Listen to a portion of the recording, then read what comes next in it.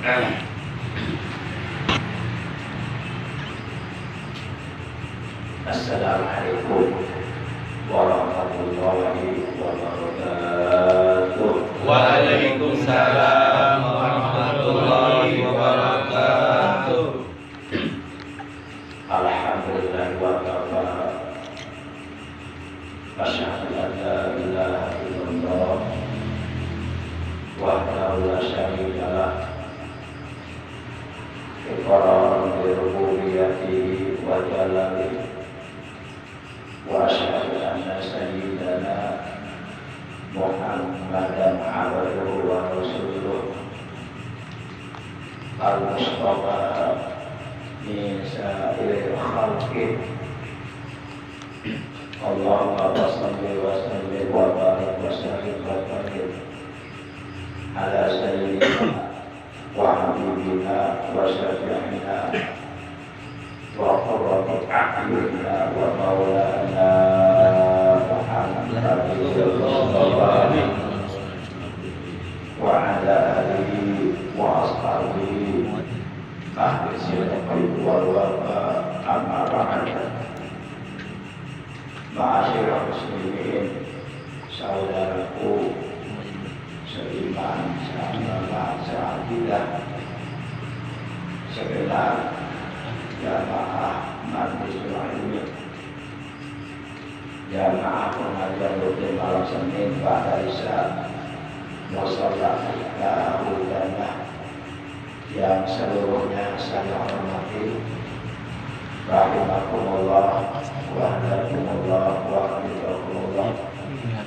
Bil khusus yang saya hormati Pak Besar Bapak Haji Asep selaku tokoh agama di wilayah, bapak-bapak jamaah sekalian yang dimuliakan oleh Allah.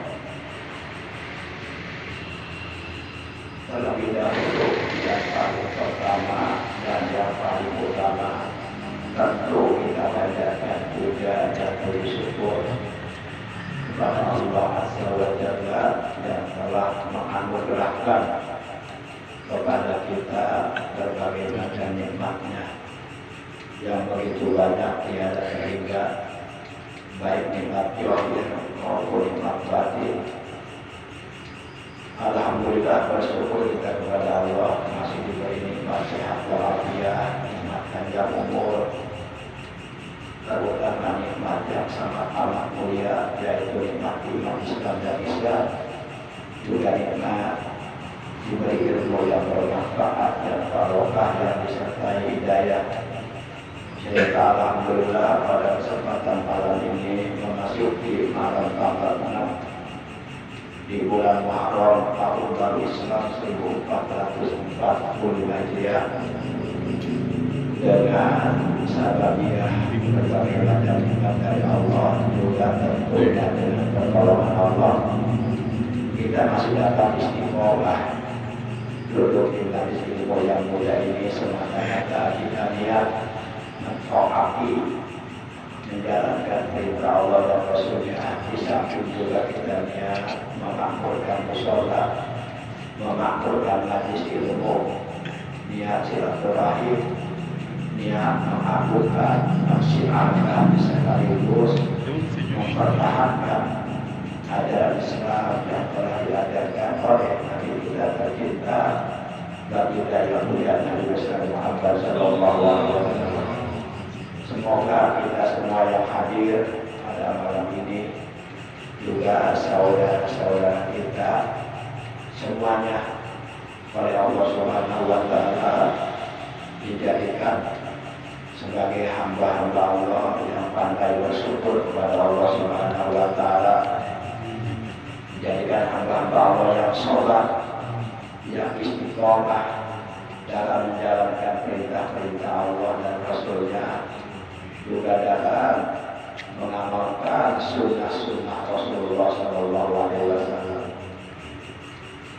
Kemudian salawat terkirim salam semoga tetap dilimpahkan selalu atas manusia yang paling mulia, manusia yang menjadi uswatun hasanah dan menjadi suri tauladan yang paling baik untuk dicontoh oleh kita akhlak dan ibadahnya, yaitu Nabi Agung Nabi besar Muhammad Sallallahu alaihi wasallam.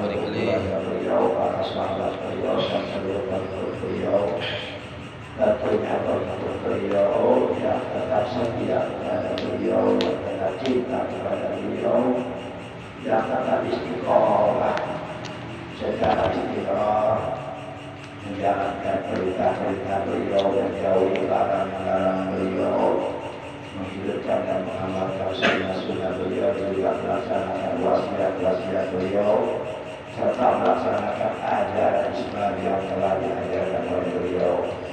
Semoga kelak di hari kiamat kita dan keluarga kita, juga saudara-saudara kita semuanya mendapatkan syafaat dari beliau, mendapatkan air dari telaga beliau di hari kiamat, mendapatkan keselamatan kebahagiaan di hari kiamat. Amin ya Allah ya Rabbal alamin.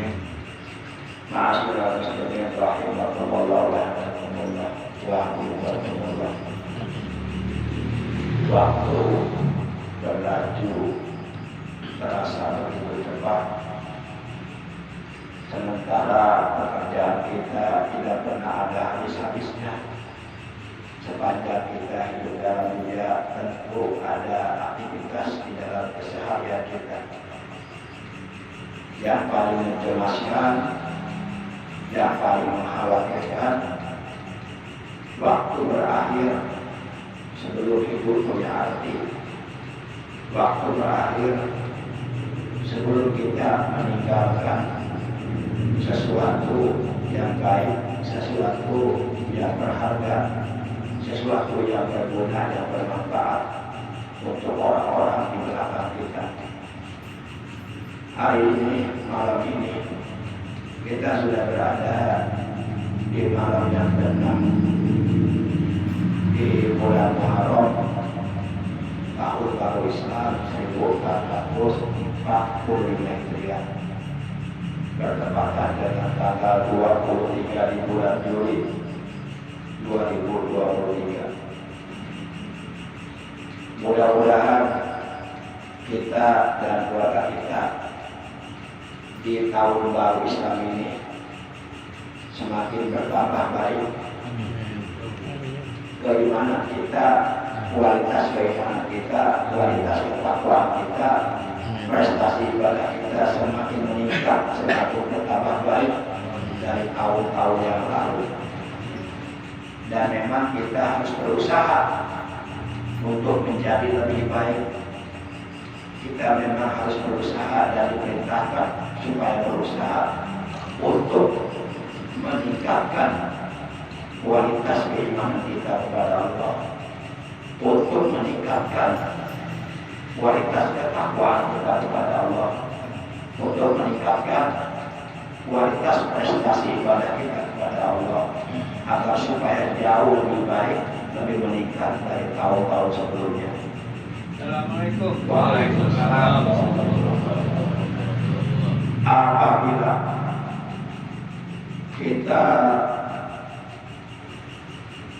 Apabila kita bisa meningkatkan kualitas keimanan kita, ketakwaan kita, ibadah kita kepada Allah di tahun ini lebih baik, itu artinya kita termasuk ke dalam golongan orang-orang yang beruntung. Tapi sebaliknya, apabila keadaan kualitas keimanan kita, ketakwaan kita, ibadah kita di tahun baru ini keadaannya sama saja dengan tahun yang lalu, itu artinya kita termasuk ke dalam golongan orang yang merugi. Kenapa merugi? Karena tidak ada peningkatan.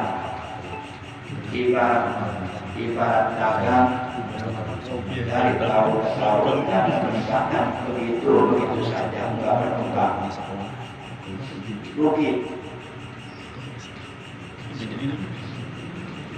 Yang kita khawatirkan adalah keadaan keimanan kita, kualitas ketakwaan kita, ibadah kita justru tahun ini lebih buruk dari tahun yang lalu. Nauzubillah min dzalik. Kita tertidur kepada Allah dari hal seperti ini. Maka dengan demikian Rasulullah Shallallahu Alaihi Wasallam beliau selalu memberikan motivasi, memberikan dorongan kepada seluruh umatnya agar berusaha, berupaya ke arah yang lebih baik, agar berusaha semaksimal mungkin, seoptimal mungkin, sekuat tenaga. Bagaimana caranya agar kualitas keimanan kita, kualitas ketakwaan kita, kualitas prestasi ibadah kita di tahun ini meningkat jauh lebih baik daripada tahun yang lalu, yaitu tahun 1444 Hijriah. Tentu secara syariat, secara manusiawi, tentu keadaan kita di tahun ini akan sama saja dengan keadaan kita di tahun yang lalu. Kalau umpama kita tidak ada upaya, tidak ada usaha, tidak ada keinginan untuk meningkatkan ibadah kita kepada Allah, akhirnya kita termasuk orang yang merugi. Rasulullah Shallallahu Alaihi Wasallam beliau bersabda, "Man kana yaumuhu khairan min amsihi fa huwa rabi, wa man kana yaumuhu sawa'an min amsihi fa huwa khasir, wa man kana yaumuhu syarran min amsihi fa huwa halik." Kata beliau, barang siapa yang keadaannya di hari ini atau di tahun-tahun ini lebih baik dari hari kemarin, keadaannya jauh lebih baik dari tahun kemarin, apakah itu keadaan keimanannya, ketakwaannya, ibadahnya, dan yang lainnya jauh lebih baik, kata Nabi, orang yang seperti ini bahwa rohi, maka dia adalah orang yang beruntung, karena ada peningkatan.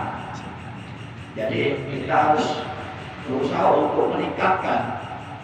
Tidak akan meningkat kalau tidak ada usaha. Mulai katakan dari tahun ke tahun, itu kenewai ada peningkatan. Ditingkatkan keimanannya, ketakwaannya, ibadahnya kepada Allah Subhanahu wa Ta'ala, agar kita termasuk ke dalam golongan orang-orang yang beruntung, minal muflihin, termasuk dari golongan orang-orang yang beruntung.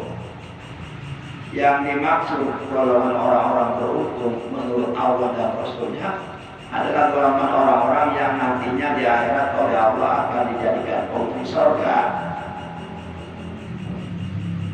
Jadi kalau kita di akhirat oleh Allah dijadikan penghuni surga, alhamdulillah berarti kita termasuk ke dalam golongan orang-orang yang beruntung. Tapi sebaliknya, kalau umpama misalnya apabila kalau seandainya di akhirat misalnya kita oleh Allah dijadikan penghuni neraka, walaupun pada akhirnya akan diangkat dari neraka karena ada iman di hati kita, tapi kan rugi. Kita masuk surga dibakar dulu, disiksa dulu. Para jamaah yang dimuliakan oleh Allah Subhanahu wa Ta'ala, selanjutnya kata beliau, man kana yaumu sawa'an min amsi fa huwa khasir. Paman dan barang siapa yaumu, keadaannya di hari ini sawa'an, sawawai, sama saja keadaannya dengan di hari kemarin, di tahun kemarin, fa huwa khasir, maka dia adalah orang yang merugi. Bukankah kita senantiasa berdoa kepada Allah setiap selesai sholat 45 waktu dengan doa yang diajarkan oleh Allah dalam Al-Quran. Rabbana dzalamna anfusana wa illam taghfir lana wa tarhamna lanakunanna minal khasirin. Ini doa Nabi Adam diabadikan oleh Allah dalam Al-Quran, difirmankan oleh Allah dalam Al-Quran. Kata Nabi Adam, Rabbana, wahai Tuhan kami, dzalamna, kami telah menzalimi, telah menganiaya anfusana, akan diri kami sendiri. Wa illam taghfir lana, dan jikalau Engkau tidak berkenan mengampuni dosa kami, mengampuni kesalahan kami, lanakunanna minal khasirin, tentu kami benar-benar akan termasuk ke dalam golongan orang-orang yang merugi. Nabi Adam juga enggak mau oleh Allah dimasukkan ke dalam golongan orang-orang yang merugi. Maka ketika Nabi Adam setelah berbuat dosa, Nabi Adam bertaubat dan berdoa kepada Allah, mohon ampun kepada Allah dengan doa, Rabbana ya Rabbana zalamna anfusana wa illam taghfir lana wa tarhamna lanakunanna minal khasirin.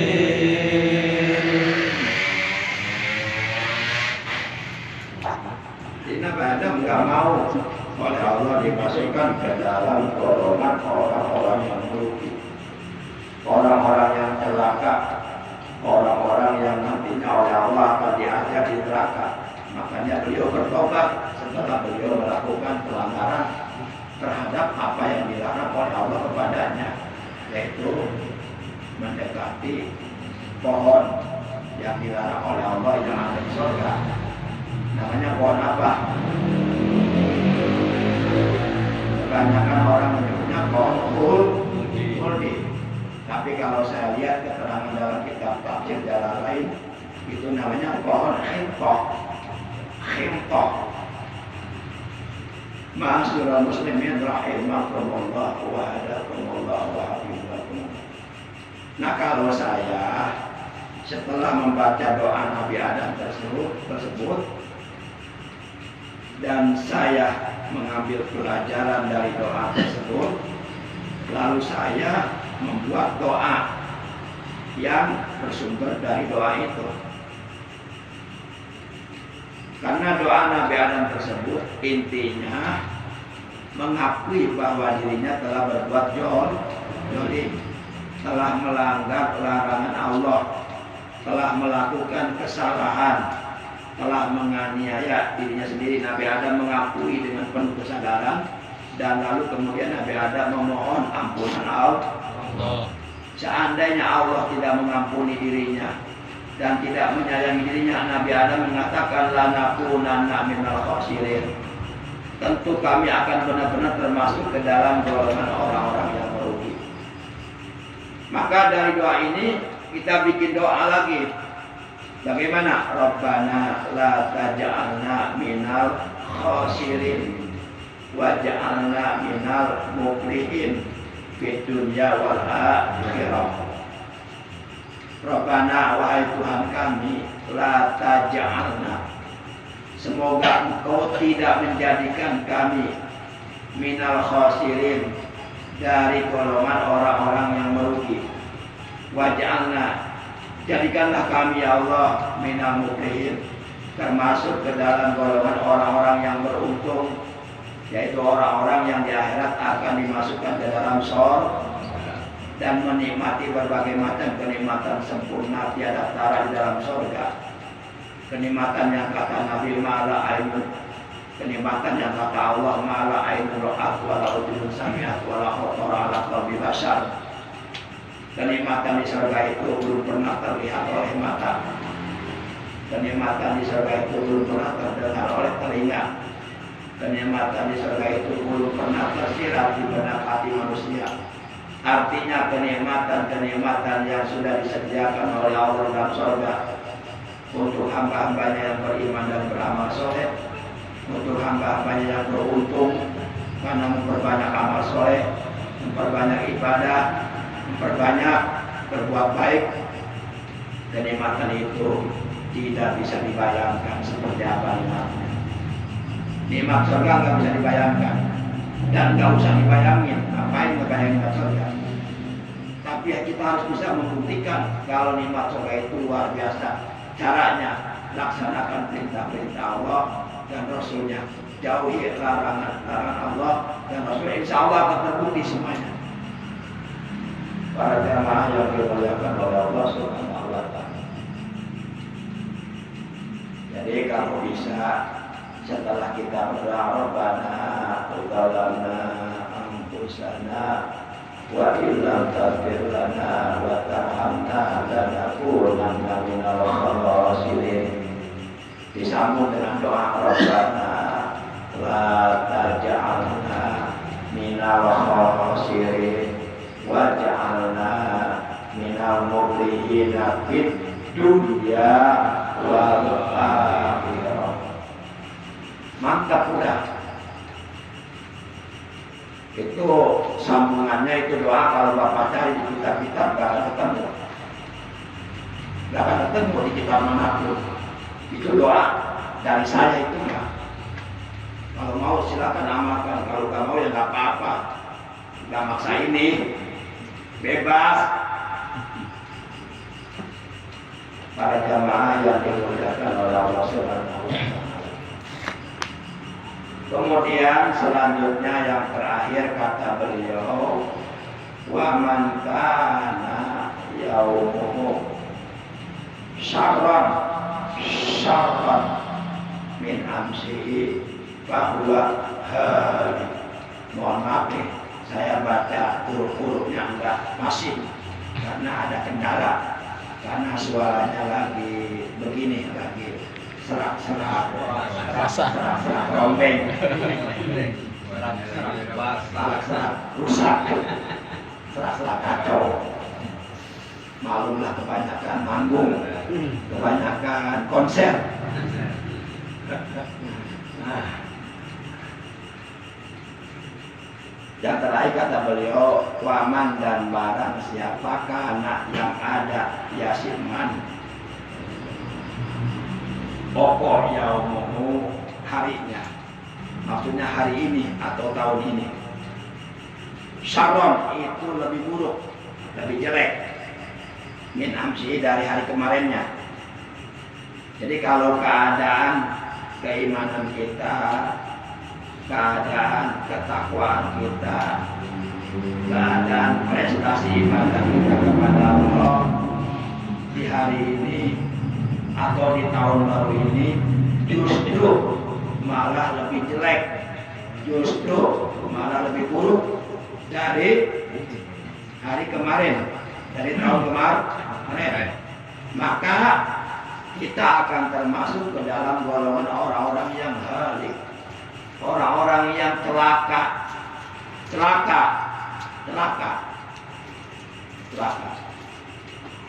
Jadi ya Allah, jadikanlah keadaan kualitas keimanan kami, jadikanlah keadaan kualitas ketakwaan kami, jadikanlah keadaan kualitas perintah ibadah kami hari ini lebih baik dari hari kemarin. Tahun ini jauh lebih baik daripada tahun kemarin. Dan hari yang akan datang, tahun yang akan datang jauh lebih baik dari tahun ini. Nah, kalau berdoa begitu, harus begitu kalau berdoa, jangan begini berdoanya. Ya Allah, jadikanlah keadaan kualitas keimanan kami, ketakwaan kami, ibadah kami tahun ini lebih jelek dari tahun kemarin. Itu mah goblok. Belum kita mah, belum liar. Kita jangankan urusan keimanan, urusan ketakwaan, urusan ibadah. Kita urusan yang bersifat dunia aja pengen lebih baik. Rumah tangga pengen lebih baik, ya kan, usaha pengen lebih baik, dan sebagainya. Itu yang notabene dalam tanda kutip urusan-urusan yang bersifat dunia. Kita pengen lebih baik, apalagi urusan akhirat harus pengen lebih baik. Mudah-mudahan lebih baik. Amin. Ya Allah. Para jamaah yang dimuliakan oleh Allah, itu yang pertama yang ingin saya sampaikan. Oleh karena ini masih dalam suasana tahun baru Islam. Kenapa pengertiannya? Awal permulaan perhitungan tahun baru Islam itu yaitu dihitung dari semenjak hijrahnya Rasulullah Shallallahu Alaihi Wasallam dari kota Madinatul Munawwarah yang dahulunya bernama kota Yathrib menuju ke kota terbalik dari kota Makkah Al-Mukarramah menuju ke kota Madinatul Munawwarah. Nah, semenjak itulah dimulainya perhitungan tahun Hijriah.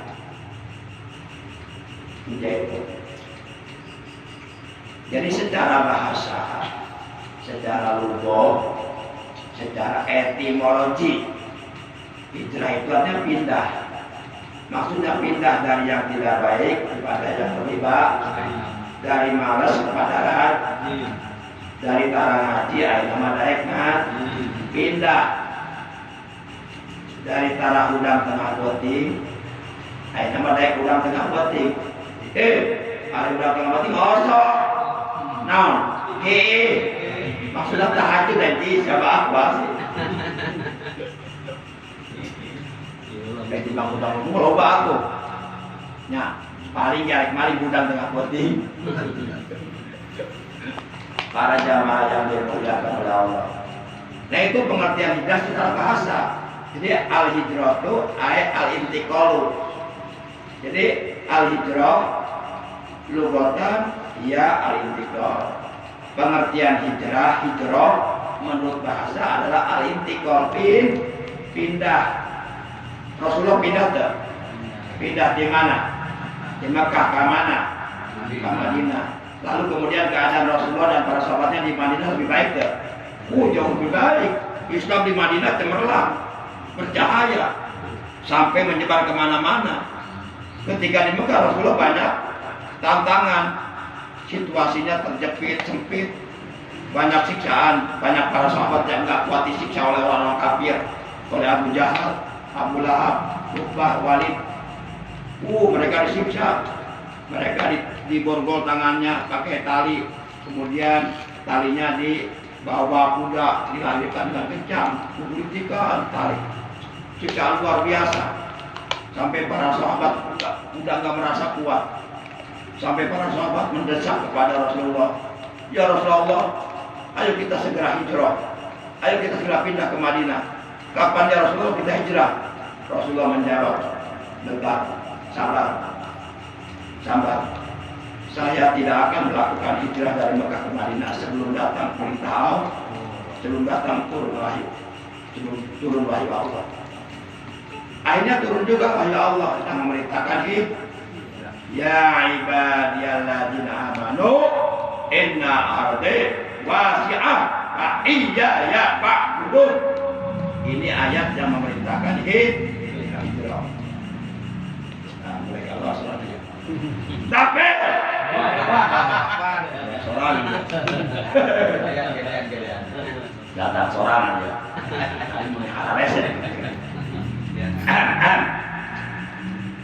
Kata Allah dalam ayat ini, ya ibadiyah, wahai hamba-hambaku, alladzina amanu, yang beriman. Inna ardi wasi'ah, sesungguhnya bumiku luas. Semua ini adalah bumiku, kata Allah.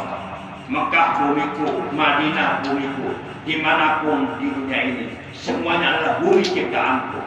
Bumiku luas. Kalau engkau mendapatkan kesulitan berdakwah di Mekah, pindahlah kau ke Madinah. Maka pindah, hijrah. Pak iya ya Pak Dulu, maka hanya kepadaku sajalah engkau menyembah. Dimanapun kamu tinggal, mau di Mekah, mau di Madinah, mau di Indonesia, mau di Amerika, tetap hanya kepada pula engkau menyembah. Iyyaka na'budu wa iyyaka nasta'in.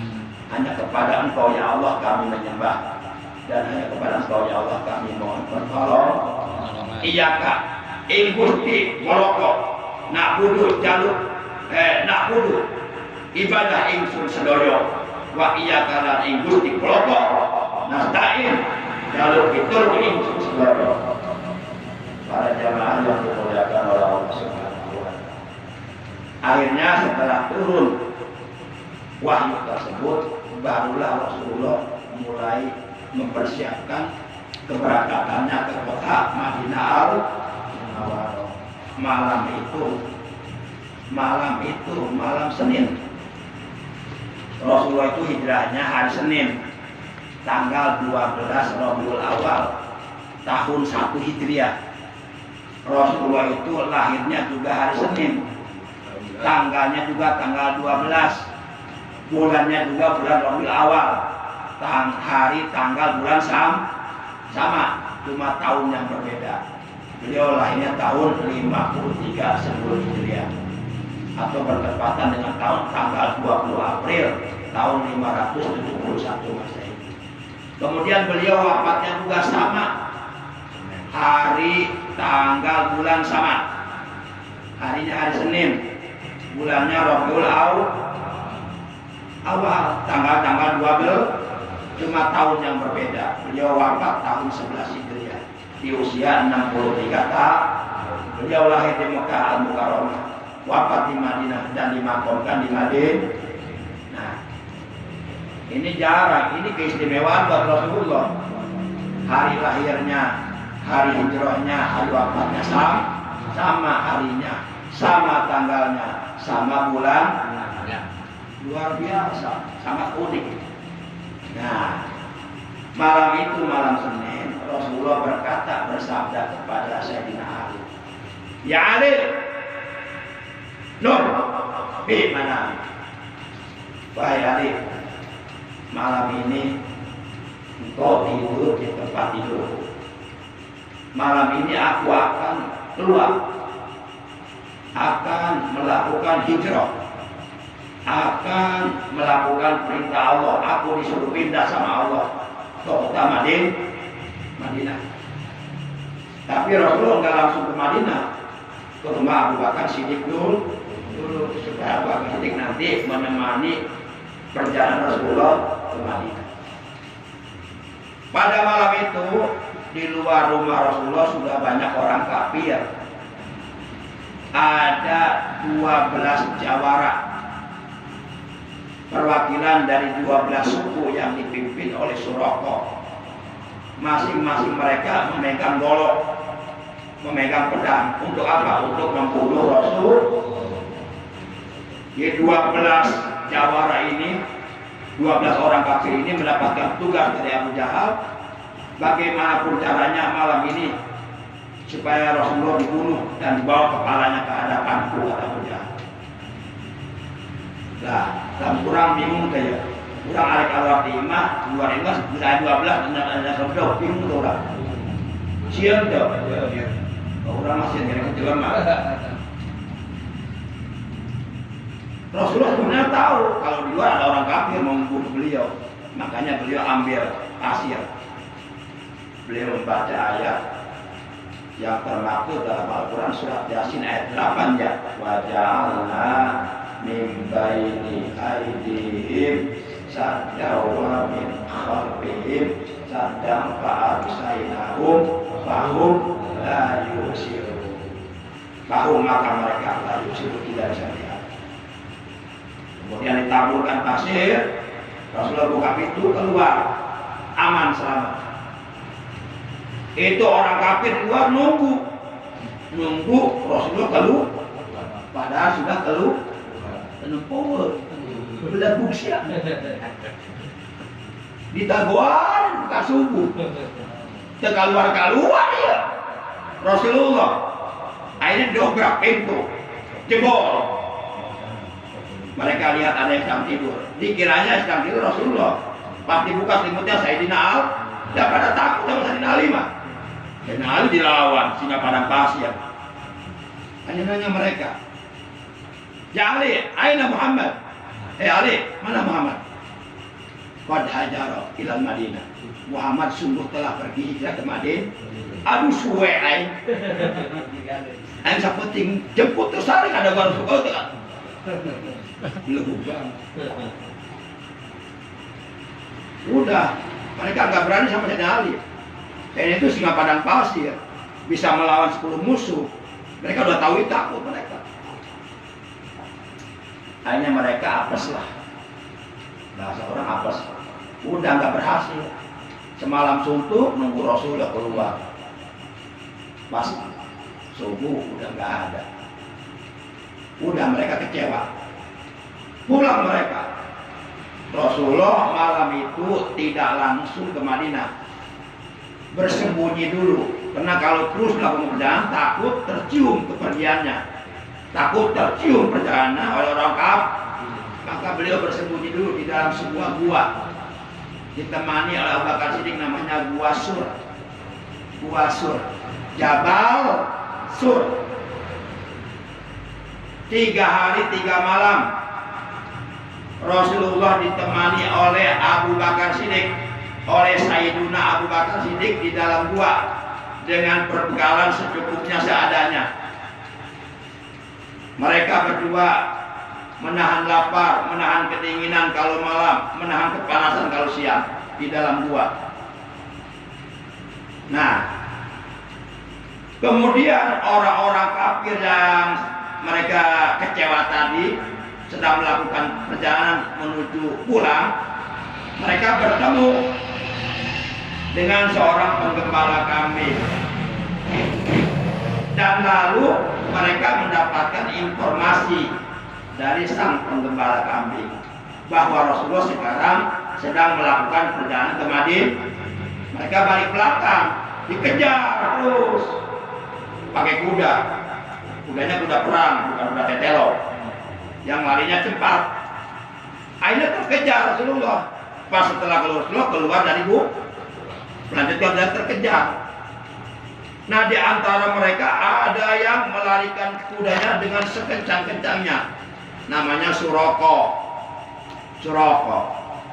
Begitu sudah dekat dan Suroko sudah mau menebas batang leher Rasulullah dengan pedangnya, tiba-tiba datang pertolongan Allah. Itu kuda yang ditunggangi Suroko tiba-tiba jatuh kudanya, dan Suroko jatuh dari kuda kesakitan, mengadu kesakitan. Dan Suroko minta tolong sama Rasulullah, "Ya Muhammad, tolonglah aku." Ditolong sama Rasulullah. Kemudian Rasulullah melanjutkan perjalanan. Dikejar lagi karena Suroko ingat kata Abu Jahal, "Barang siapa yang sanggup, yang bisa membawa kepala Muhammad ke hadapanku, akan aku kasih hadiah 100 ekor unta." Coba, unta jeung sapi mahalan mana? Unta tuh. Sapi anu lintu bisa berapa juta? Sapi Jawa bisa 50 jutanya, kena 50 juta. Onta anu lintu mungkin 2 kali lipat harga sapi. Kali 100 onta berapa juta? Ayo, umpama hiji onta 50 juta ya, 5 triliun. Wah, minta Suroko sana jeung geus ragage semangat mudah deui. Ya ingat hadiah aing bener-bener hadiah onta ya. Dikejar lagi. Begitu sudah dekat mau ditebas, jatuh lagi lebih parah. Bahkan dia terpelanting, terpental dari kudanya jauh. Ditolong lagi sama Rasulullah. Kapokeun teu. Enteng budak teh katil kaina terus penasaran hayang menang 100 on. Nah, yang ketiganya dia kejar lagi. Sudah dekat mau ditebas Rasulullah batang lehernya dengan pedangnya. Dia kudanya yang ditungganginya terjatuh lebih parah lagi dan jauh terpental dari kudanya, dan baru saat itu dia kapok. Pada waktu itu Suraka bertanya kepada Rasulullah, "Ya Rasulullah, ya Muhammad, adakah Tuhanmu terbuat dari emas? Adakah Tuhanmu terbuat dari perak? Betapa hebatnya Tuhanmu." Nah, jadi Suraka nanya, Muhammad, ada pangeran anjing dijadi emas lah ini. Masa pangeran jadi emas? Akhirnya Rasulullah, beliau terdiam. Beliau merundukkan kepalanya. Tiba-tiba datang malaikat Jibril menyampaikan wahyu Allah.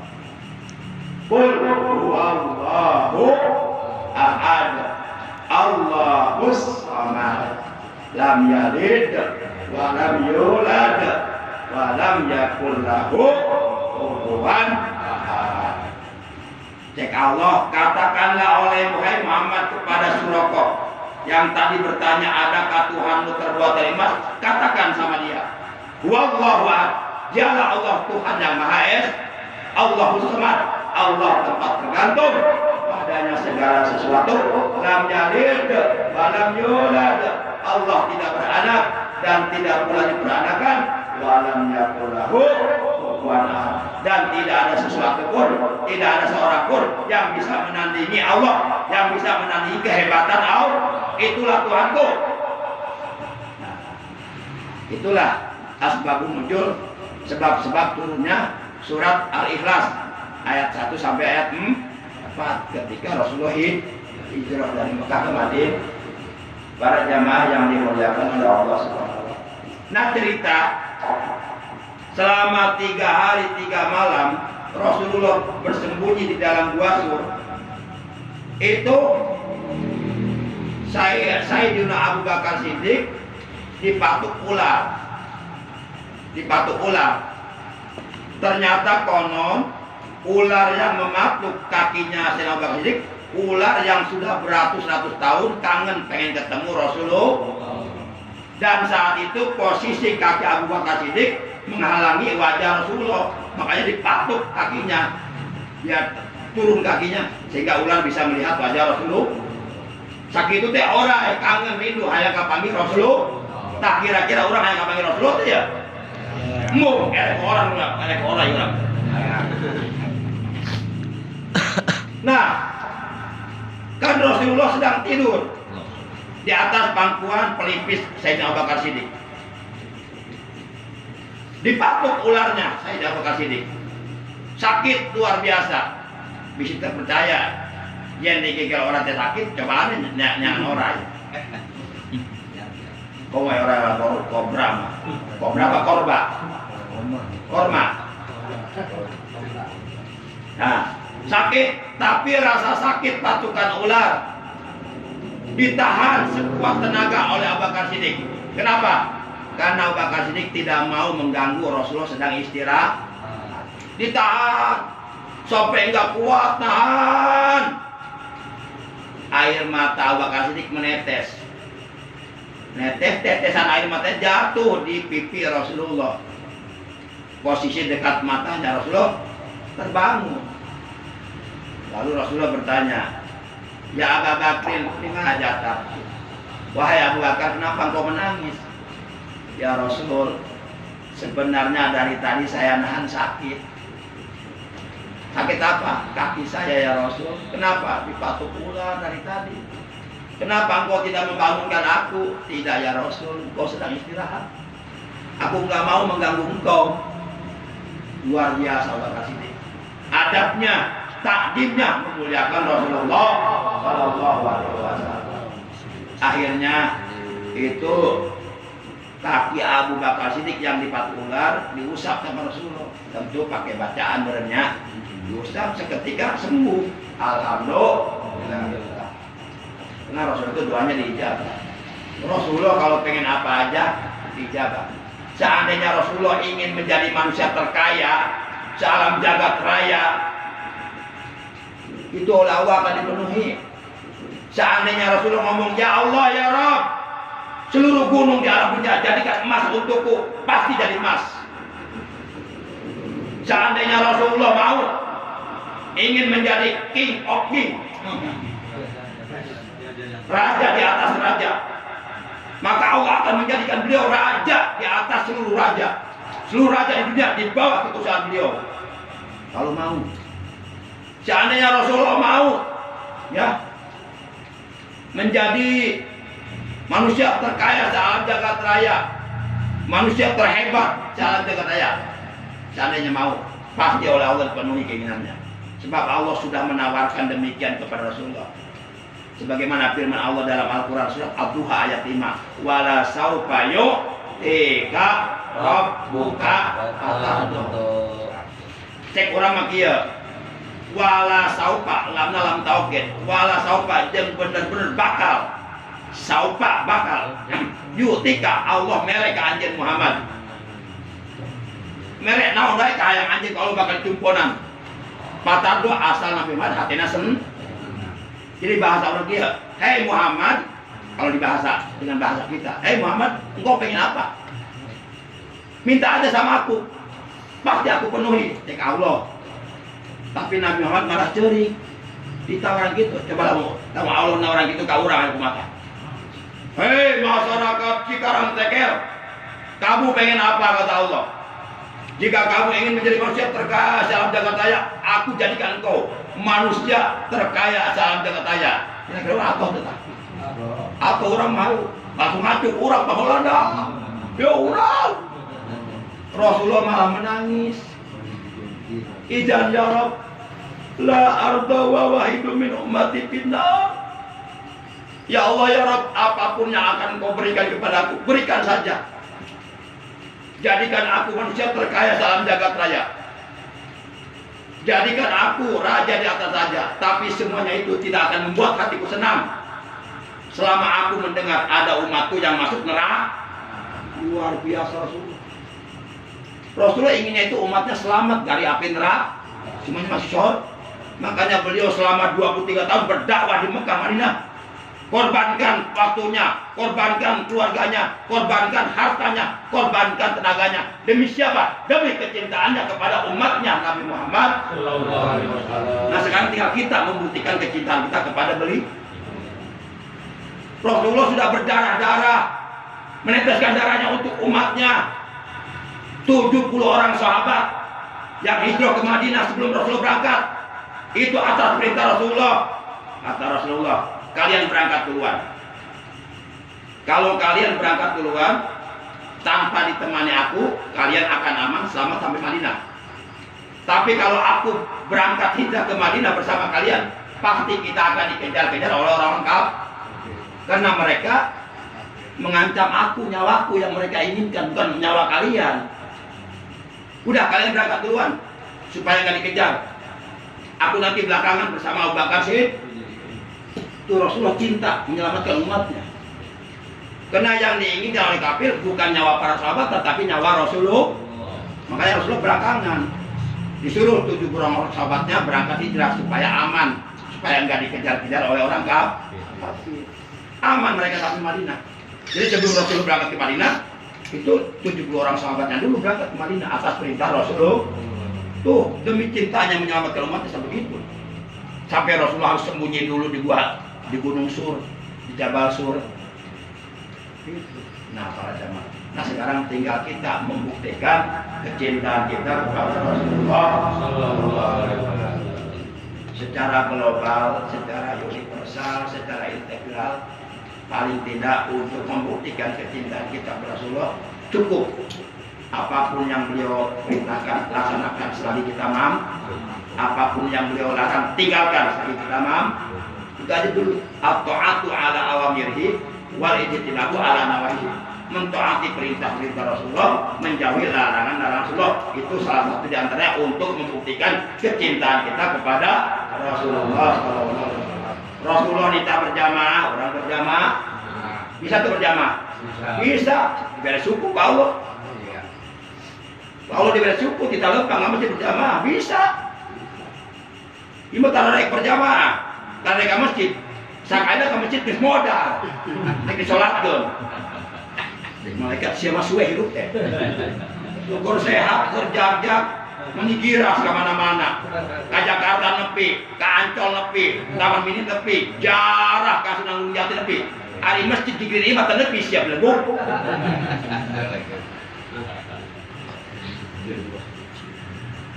Sakaina ka masjid geus eueuh nyawaan. Geus digotong dina batang kurung, pasaran, ari di salat. Sedih banget eta jelema. Suwe bener. Dah, terus cegaplahnya. Masih kuring yang istirahat ya. Allah Akbar. Si kuring nambah tugas. Si kuring diperjanten ku Ketua Yayasan Pendidikan Islam Al-Amin diberikan amanat untuk menjadi pimpinan Pondok Pesantren Al-Amin Cibedung. Jadi nambah tugas. Sim kuring tos nyarios ka manten aduh Pak Haji punten. Abi tos seueur tugas, bisa abi teu tiasa ngelaksanakeun tugas. Tapi mangga tetep kekeh. Hoyong supaya abi narima. Sebab menurut mantana sahade cenah. Kayak gitu kaduna urang kan dulu cenah. Gitu. Dulu kalau kita sama-sama incuna almarhum anu ngapakeun tanah Al-Amin saektar setengah. Ayo orang bareng-bareng cenah. Gitu. Yang geus diberi bisa ngajak deui. Insyaallah kayak gitu mah pidoana lah.